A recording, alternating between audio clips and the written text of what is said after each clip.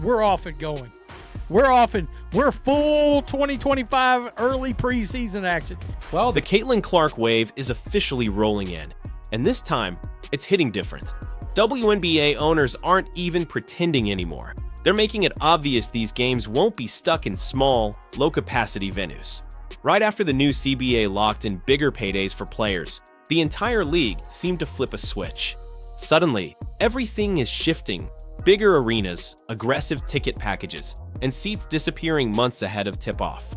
We've seen Clark boost interest before, but this feels like a coordinated movement. For the first time, the league's full engine, the owners, broadcasters, and brands like Nike, is aligned behind one force. There's no hesitation anymore. The momentum is overwhelming, and the pushback we used to see, that's starting to fade. I'll break down why in a second. But first, if you're here for the Caitlin Clark takeover, hit like and subscribe for more WNBA updates.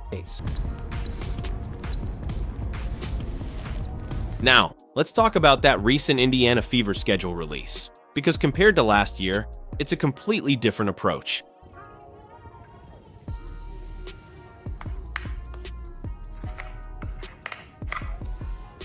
There's a noticeable shift in tone compared to last season. The Now You Know campaign was all about attitude. Confidence turned all the way up, basically announcing that the Fever, powered by Caitlin, were running the league. This year, they don't need to say it out loud. The messaging is quieter, more focused, strictly business. And it's not just Indiana moving like this. Teams across the league are adjusting their strategy, clearly looking to benefit from the Clark effect while it's at its peak. Indiana Fever, our games against the Atlanta Dream on June 20th and August 16th have been moved to State Farm Arena. And here's where things really start to change. The scheduling shakeups are already underway. The Atlanta Dream didn't waste a second. They moved both of their home matchups against the Fever out of their smaller venue and into State Farm Arena, where the Hawks play. They've shifted a few other games there too, which is great for overall growth. But let's be real. The games everyone has circled are the ones against Indiana. That's the real draw.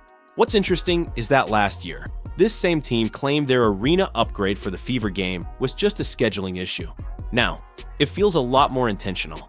Maybe they just didn't want to deal with the same criticism again. Either way, the demand is undeniable.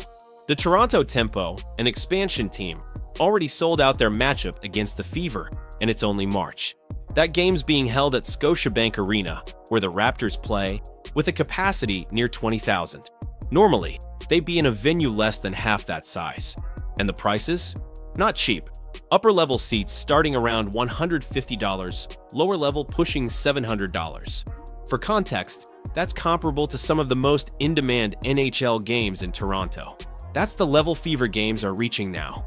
And it doesn't stop there, because what the Mystics just did adds another twist. Not surprised at all that there is clearly one team that is missing.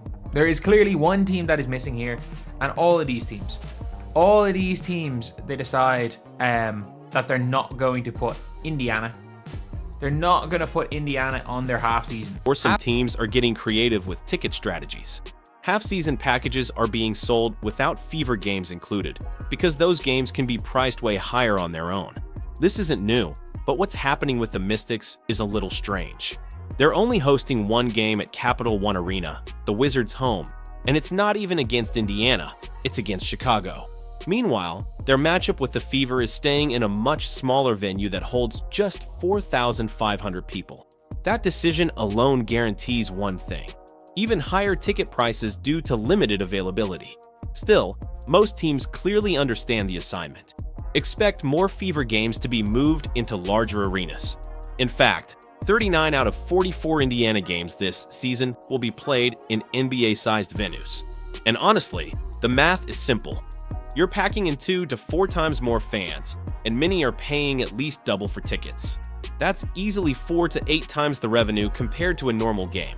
This has been building for a couple of seasons now. Remember when the Chicago Sky moved their Fever games to the United Center? That wasn't subtle. It showed exactly who fans were coming to see. The difference now is how that revenue is shared. Previously, players weren't thrilled seeing arenas filled with opposing fans, especially when the spotlight stayed on Clark. But under the new CBA, players now receive a percentage of league revenue, up to 20%. So when Clark drives massive earnings for a game, players across the league benefit. And here's the bigger picture. Early estimates suggested that a healthy Caitlin Clark could generate close to $1 billion in value for the WNBA in a single season. In 2024 alone, she was tied to roughly 26% of the league's total economic activity. And this is where things start to shift from hype into something much bigger: power. Because what we're watching right now isn't just popularity, it's leverage. For years, the WNBA has been trying to find that one consistent driver that could elevate everything at once: viewership, attendance, sponsorships, media deals. Now, for the first time, it feels like they've actually found it. And the difference this time? Everyone knows it. The conversation around Caitlin Clark isn't just about highlights or jersey sales anymore. It's about influence, real, measurable influence that's forcing decisions at the highest levels of the league. Owners aren't guessing anymore. Networks aren't experimenting. They're reacting. They're adjusting schedules, upgrading venues, pushing primetime slots, and building marketing campaigns around one central reality: demand follows her. And when that kind of demand becomes predictable, it changes how a league operates. Suddenly, games aren't just games, they're events. Ticket pricing becomes strategic. Arena selection becomes intentional. Even broadcast placement starts to revolve around maximizing exposure. What used to be isolated moments of attention are now turning into a system built to capture and scale that attention every single night. But here's where it gets even more interesting. The players see it too. And now that revenue sharing is part of the equation, the mindset begins to evolve. What used to feel like competition for spotlight starts to look more like shared opportunity. Because if one player can drive that much economic impact and everyone benefits from it, the incentives begin to align in a completely different way. That doesn't mean tensions disappear overnight. There will always be conversations about recognition, credit, and fairness. But money has a way of reframing those conversations. When bigger arenas mean bigger checks and higher viewership means stronger future contracts, the focus shifts toward growth instead of resistance. And from a league standpoint, this opens doors that didn't exist before. Bigger sponsorship deals become easier to negotiate. Media rights become more valuable. Expansion teams suddenly look more viable because there's a proven model for generating demand.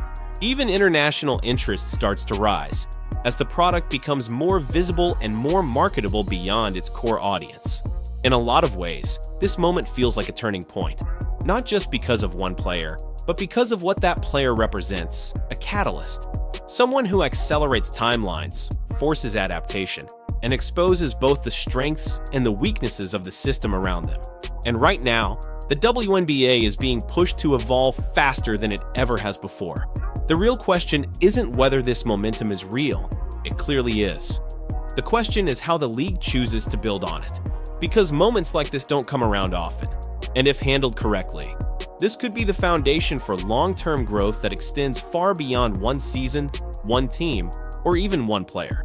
So while the headlines focus on sold-out arenas and rising ticket prices, the bigger story is happening underneath it all. The structure of the league is changing.